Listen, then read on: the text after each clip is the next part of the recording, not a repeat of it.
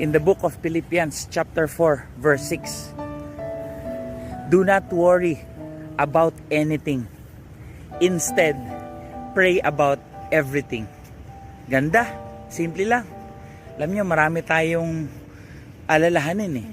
Marami tayong mga iniisip, marami tayong gustong makamit, marami tayong kailangan sa buhay, marami tayong kasalanan.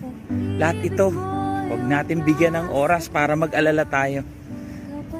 Yung mga bayarin mo, ngayon magpapasko, yung mga kailangan natin, huwag tayong mag-alala. Yan maliwanag, sabi dyan sa Philippians 4:6. Do not worry about anything, kahit ano. Bagkus, pray about everything. You know, everything. Pagdasal mo rin lahat.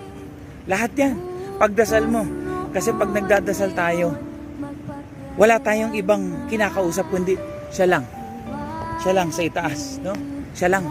So, kapag siya yung kinausap natin, siya nang bahala. Suko mo na. Hindi na natin kontrolado kung ano yung hindi natin kayang gawin. It is not our job to worry about the outcome. Our job is to walk in obedience. Sunod lang tayo. Sige Lord, kalooban mo to eh. Sige Lord, bahala na. Samahan mo ako ha. Masakit ito. Matindi to. Pero Lord, samahan mo ako.